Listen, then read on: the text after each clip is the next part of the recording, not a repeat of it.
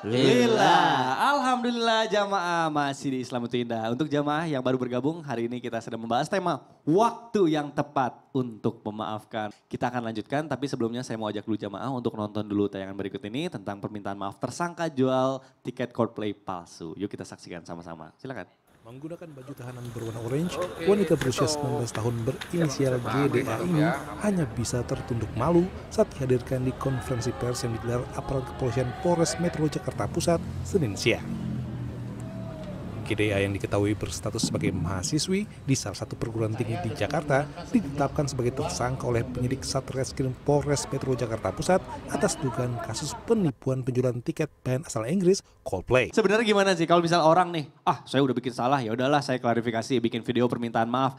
Itu udah selesai belum sih permasalahannya atau memang belum selesai? Nah ini mohon penjelasannya Ustaz. Silakan. Bismillahirrahmanirrahim. Tabi guru-guru kami dan seluruh jamaah yang dimuliakan Allah Subhanahu wa taala. Al-Qur'an surah Al-A'raf ayat 198 199. A'udzu billahi minasy syaithanir rajim. Wa in tad'uuhum ilal huda la yasma'un wa tarahum yanzuruna ilayka wa hum la yubsirun. Khudhil 'afwa wa'mur bil 'urfi wa a'rid 'anil jahilin.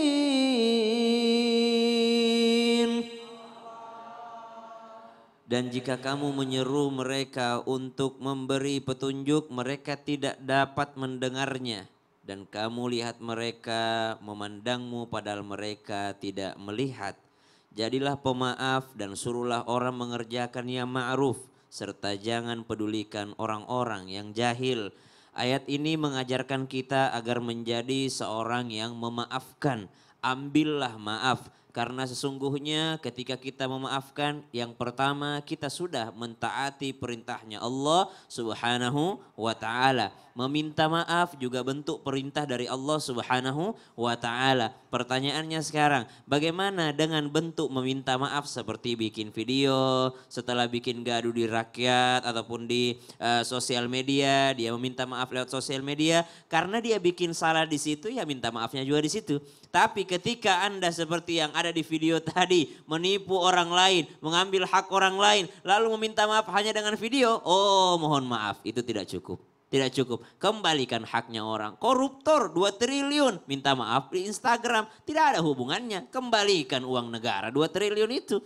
Kembalikan dulu apa yang kau ambil yang bukan hakmu. Kau telah menipu orang, kau mengambil haknya orang lain. Maka meminta maafnya tidak cukup dengan video klarifikasi. Mesti mengembalikan karena itu akan menjadi hutang dan akan ditagih sampai di pengadilannya Allah Subhanahu wa ta'ala. Maka berhati-hati kita ketika melakukan kesalahan. Jangan sampai menjadi kesalahan yang berulang. Habis bikin video, bikin salah lagi, bikin video lagi, bikin salah lagi, klarifikasi lagi. Maka ini bukanlah suatu akhlak yang baik di dalam agama Islam. Kita disuruh menjadi pemaaf. Kita juga disuruh menjadi orang yang meminta maaf. Wa'mur bil 'urfi, dan sampaikan dengan cara mengangkat derajat orang lain. Dan yang ketiga, wa'arid 'anil jahilin. Ini 3 rangkaian tidak boleh dipisahkan. Perintah terakhir dari ayat ini meninggalkan orang-orang yang jahil. Termasuk kejahilan, ada sesuatu dilihat langsung di-repost. Ada sesuatu dilihat ada langsung di-repost. Ada sesuatu dilihat langsung update status. Update status. Termasuk kebodohan adalah orang yang tidak mencerna informasi, main upload.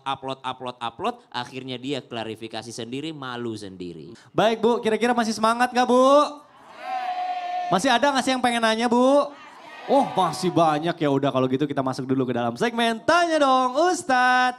Kami semua tanya dong Ustadz. Masya Allah, tabarakallah.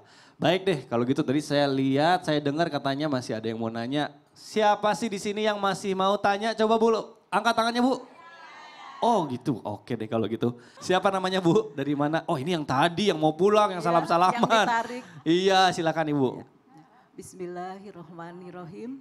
Assalamualaikum warahmatullahi wabarakatuh. Waalaikumsalam warahmatullahi wabarakatuh. Perkenalkan, nama saya Tati Sugiyarti Ibu Tati, baik. dari Majelis Taklim Nur Hidayah, Mandalangan, Cirebon. Wah, tepuk tangan dulu dong Bu. Ini masih ingat, udah lama pasti jadi membernya ya. Saya mau nanya ke Pak Ustadz Maulana. Pak Ustadz Maulana. Iya, Pak Ustadz Karena mohon izin. pengen ditarik lagi. Oh, Tarik jangan mau dong, belum makan. selesai. Ustadznya masih syuting. Ditarik di tengah. Ya. Sini, Mau nah di makan, tengah aja ditarik boleh, asal untuk jangan makan. keluar. Apa Bu? Silakan, Pertanyaannya Ibu. Bu, silahkan Bu. Maaf ya Bu, saya tarik-tarik. Silakan nanya. Ya, begini Pak Ustadz, Ya. ada maling. Ah, maling. Astagfirullahaladzim. Cerita dia maling, terus dia meminta maaf apa yang telah diperbuatnya. Oke. Ya. Apakah perlu dimaafkan? Kan sebaiknya dia mendapatkan hukuman yang setimpal Hukuman yang atau setimpal. sebaiknya sesuai dengan hukuman yang setimpal. Ya, itu saja Pak Baik, Ustadz. baik, baik. Terima kasih. Wassalamualaikum warahmatullahi wabarakatuh. Waalaikumsalam. Gimana jikalau ada yang maling minta maaf? Maka solusi yang terbaik, beri dia kesempatan. Kesempatan untuk apa? Taubat. Kesempatan untuk memperbaiki diri. Kejadian yang pernah terjadi di zaman Sayyidina Umar bin Khattab. Harusnya kan hukuman apa? Potong tangan kan? Tapi pada saat itu tidak diadakan hukum potong tangan. Karena keadaan yang mengendaki orang mencuri waktu itu. Nauzubillah summa nauzubillah. Keadaannya. Maka ketika ada orang seperti ini sudah mengakui kesalahan. Mohon maaf, saya pernah temukan ada pencuri udah manjat dia. Aku lihat di pesantren kan, saya bangun tengah malam, aku lihat dia manjat. Aku lihat dia yakin, ya Allah kasihan banget setengah mati dia cari itu. Dia masukkan kepala di jendela, gak masuk-masuk. Terus saya suruh dia turun, pergi, aku gak ngomong-ngomong. Besok pagi ketemu. Seandainya saya teriak, pasti saya kena pagi itu. Pasti dia balas dendam, betul tidak? Maka yang pertama apa Bu? Bu, beri dia kesempatan untuk tobat dan berbuat baik. Apa caranya? Mengakui kesalahan itu bahagian daripada kebaikan. Bentuk pertobatan. Bisa jadi dia mencuri karena kepepet. Anaknya mau ya lagi sakit dan sebagainya. Maka sebaiknya kita maafkan dia. Boleh gak dimaafkan? Boleh. Boleh. Saya pernah memaafkan orang yang pernah mencelakai kakak saya. Ya Allah. Dia sudah ditangkap di penjara, dikeluarin. Oh jadi tidak akhirnya dikeluarkan dari Dia penjara? damai. Allah. Padahal dia tabrak kakak saya Iya, sampai iya. meninggal. Innalillahi wa inna ilaihi raji'un. Bisakah? Bisa. Justru kita lebih enak. Sekarang saya mau kasih kesempatan lagi. Masih ada yang mau bertanya nggak Bu? Siapa Bu namanya dari mana? Bu? Bismillahirrahmanirrahim. Perkenalkan nama saya Ibu Saidah dari Majelis Taklim Mandalangan Kesepuhan Cirebon. Baik, tepuk tangan dulu dong Bu. Tanya Mandalangan. dong Ustadz. Iya, saya mau silakan. bertanya ke Habib. Ustadz Habib. Ustadz Bib, Habib. Boleh. Ya, gimana kalau ada orang yang merendahkan keluarga kita?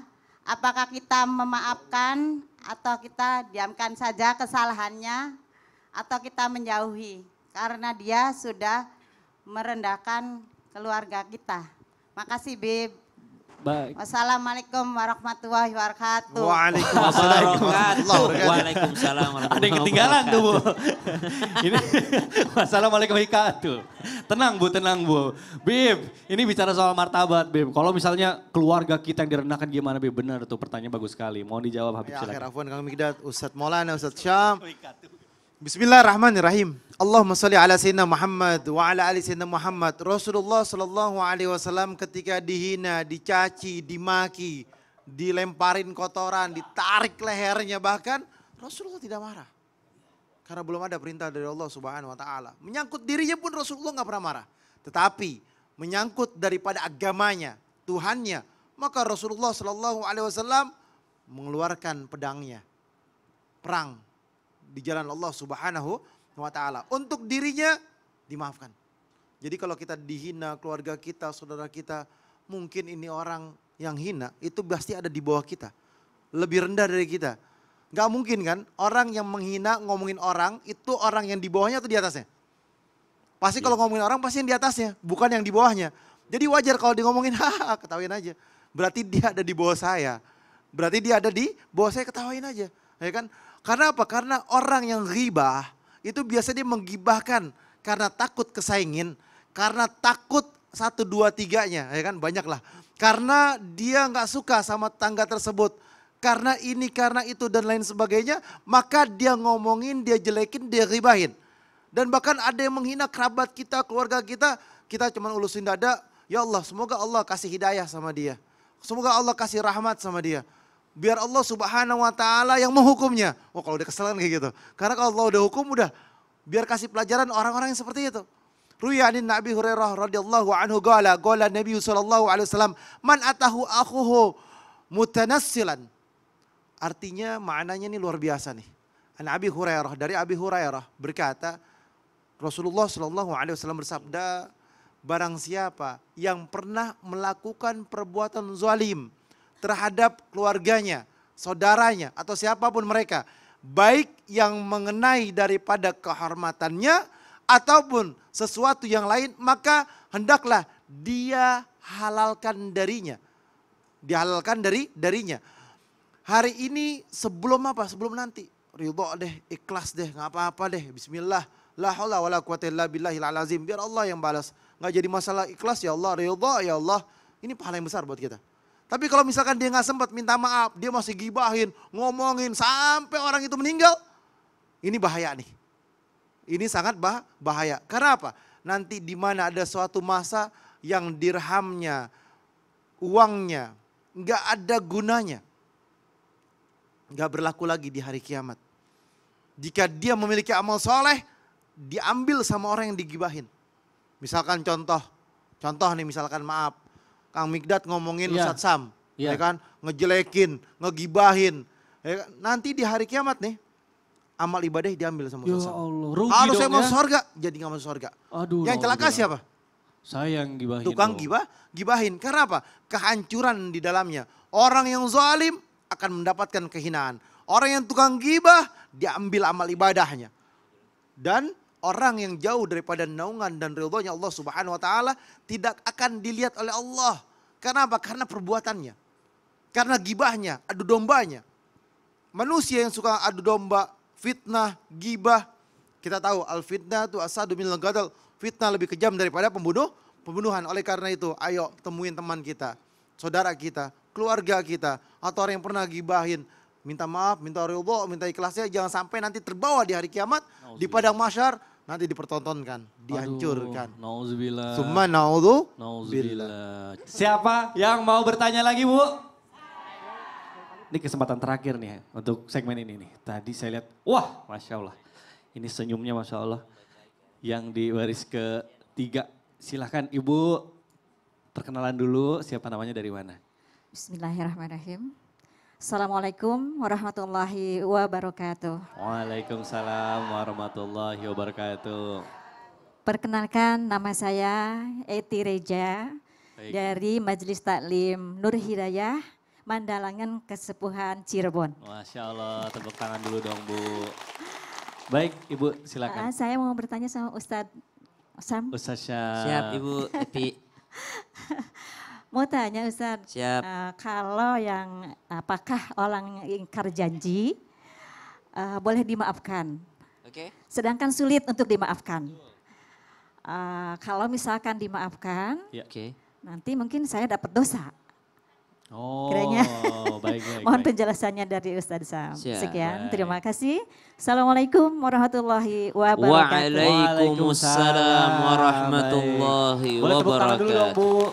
Jadi kalau kita memaafkan orang yang ingkar janji, kita dapat dosa nggak Ustaz Syam? Gitu Karena pertanyaan. kita maafin. Karena kita maafin. Mohon penjelasannya Guru Habib silakan. Habib Ustaz Maulana Mas Mikdad jamaah di studio jamaah di rumah Al-Quran surah An-Nahl ayat 91.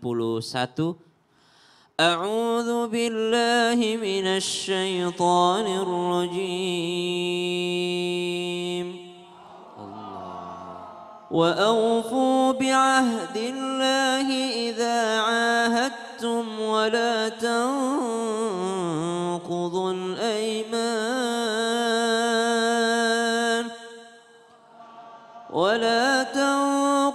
الأيمان بعد توكيدها وقد جعلتكم الله عليكم كفيلا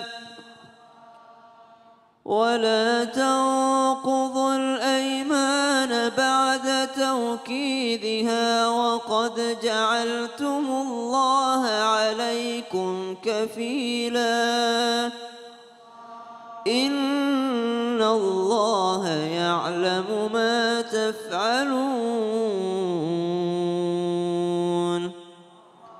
Dan tepatilah janji dengan Allah apabila kamu berjanji, dan janganlah kamu melanggar sumpah setelah diikrarkan, sedangkan kamu telah menjadikan Allah sebagai saksimu terhadap sumpah itu. Sesungguhnya Allah mengetahui apa yang kamu perbuat.